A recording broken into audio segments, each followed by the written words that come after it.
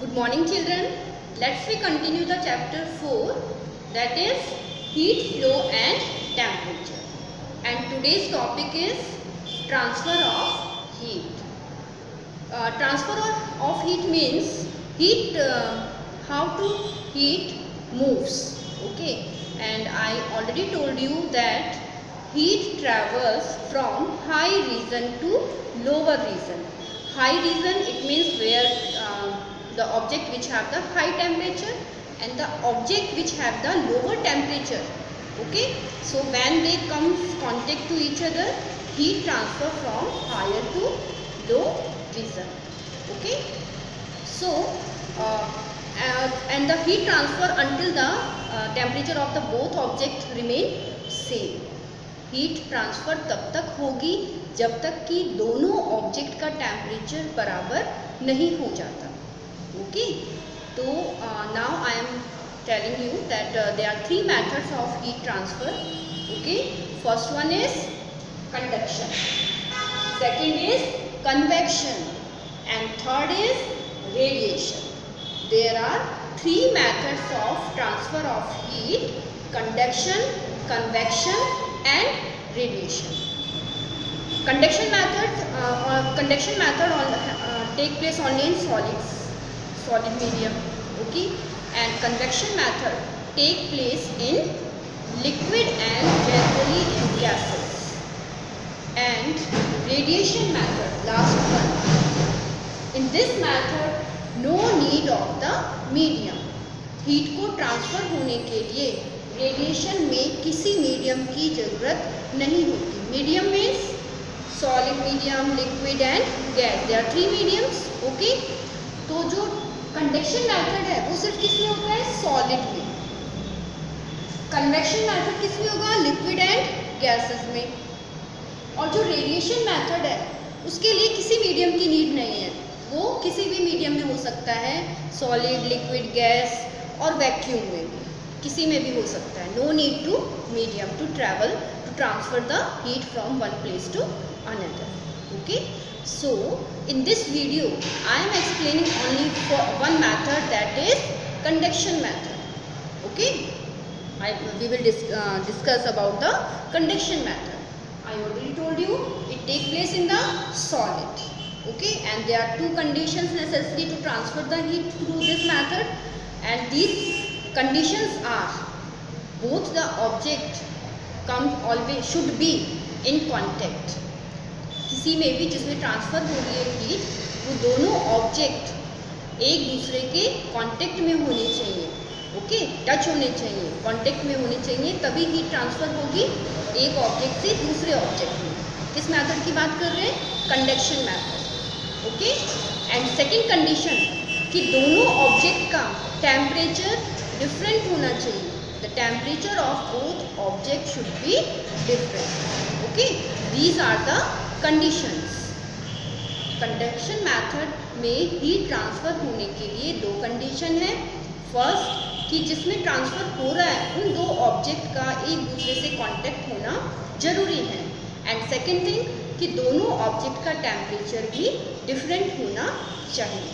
Okay, so conduction method I am and in this method molecules of the substance, okay, moves not moves, okay, move नहीं करते हैं. they transfer the heat energy to nearby the molecule. okay, heat transfer through the molecules. जितने भी आपके substance हैं किससे बने हुए हैं? पार्टिकल से बने हुए हैं, मॉलिक्यूल से बने हुए हैं.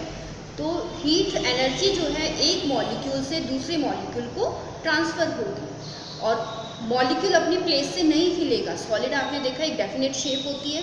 ओके, तो जो उसके पार्टिकल्स हैं वो क्योंकि शेप चेंज नहीं हो रही है, टाइटली पैक्ड है, तो वो पार्टिकल्स हीट एनर्जी लेते हैं. ओके, और उस हीट एनर्जी को अपने साइड वाले पार्टिकल को पास ऑन कर देते हैं. ओके, कंडक्शन मेथड में. तो I am giving simple example of your class. If you are sitting in the class, okay, and I told you that I say you that transfer this notebook from last one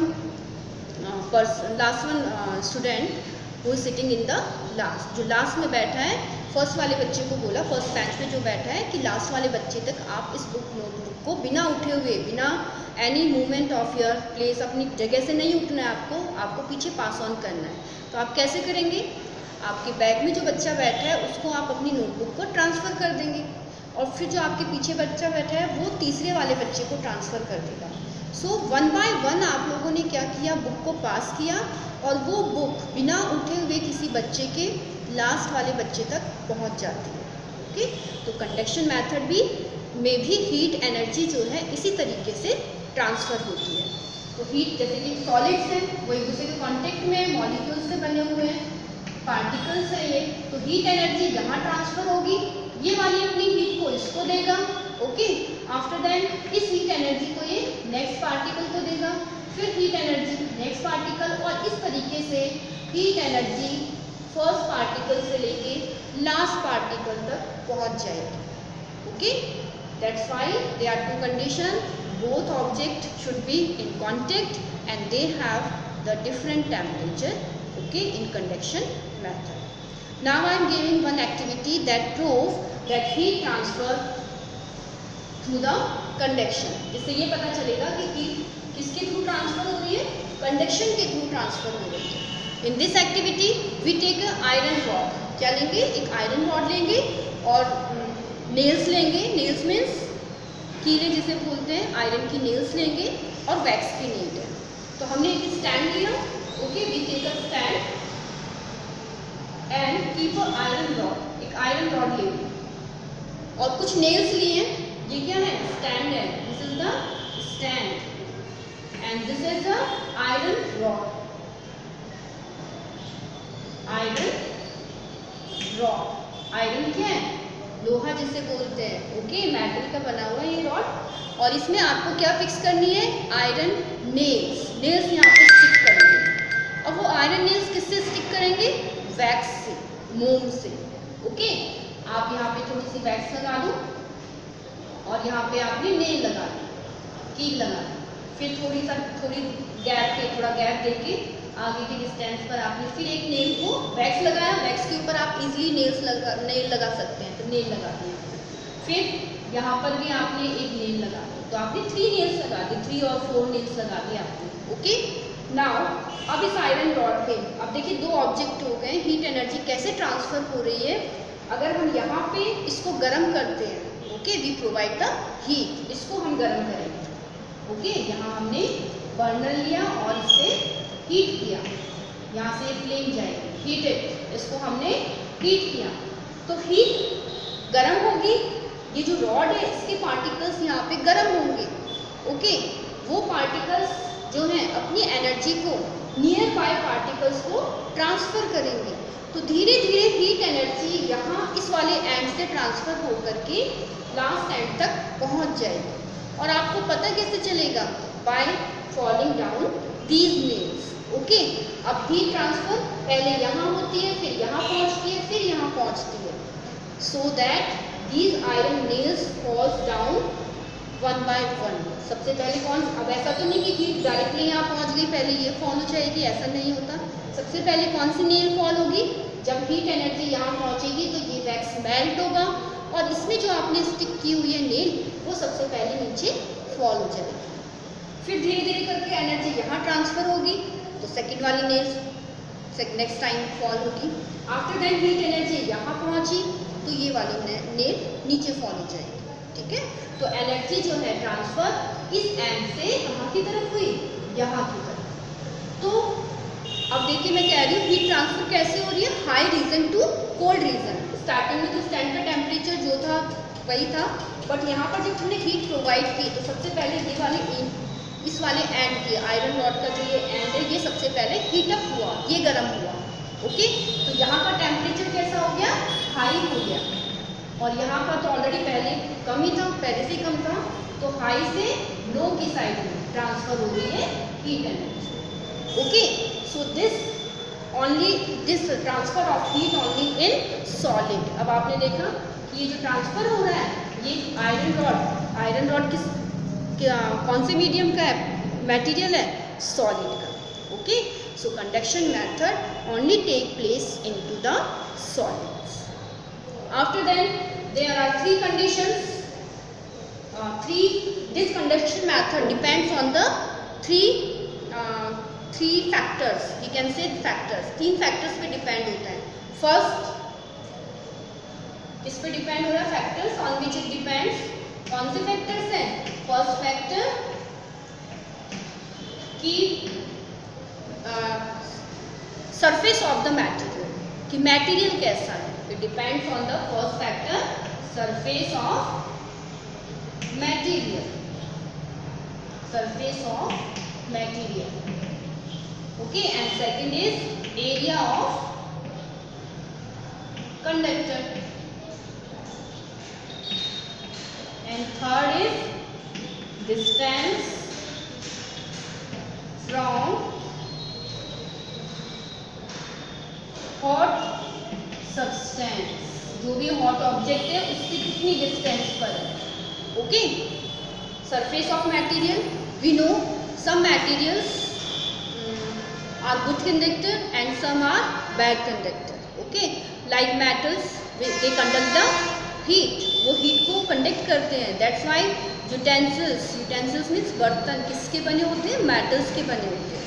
Okay, तो depend करता है heat transfer कि material कैसा है, bad conductor है या फिर good conductor है. Those materials which allow to pass heat through them are called good conductor.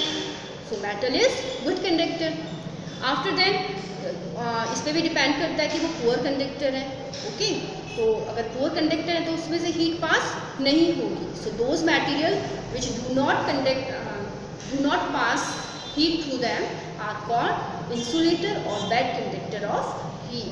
Okay, so जो utensil के देखा होगा आपने, बर्तन है उसके हैंडल्स जो हैं वो या तो प्लास्टिक के बने होते हैं या फिर वुड के बने होते हैं इस टाइप से. ओके, या तो किसके बने हुए हैं हैंडल्स, वुड के या फिर प्लास्टिक के. सो प्लास्टिक अपने में से हीट को पास नहीं होने देता है, तो ये क्या है? Bad conductor. ओके, और ये जो बर्तन है ये किसका बना हुआ है? मेटल का बना हुआ है. तो मेटल अपने में से तो पास होने देता है, so it is good conductor. तो जो कंडक्शन है, हीट ट्रांसफर हो रही है, वो डिपेंड करता है कि किस टाइप का मटेरियल है, गुड कंडक्टर है या फिर इंसुलेटर है. सेकेंड, एरिया ऑफ कंडक्टर, इस पर भी डिपेंड करता है.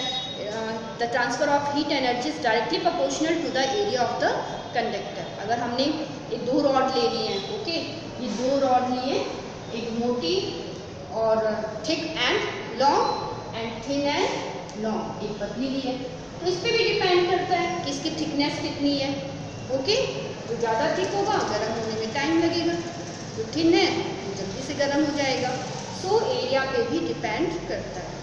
After that distance from the hot substance, कि ऑब्जेक्ट अगर दोनों कॉन्टेक्ट में है लेकिन हॉट ऑब्जेक्ट से वो कितनी डिस्टेंस पर है.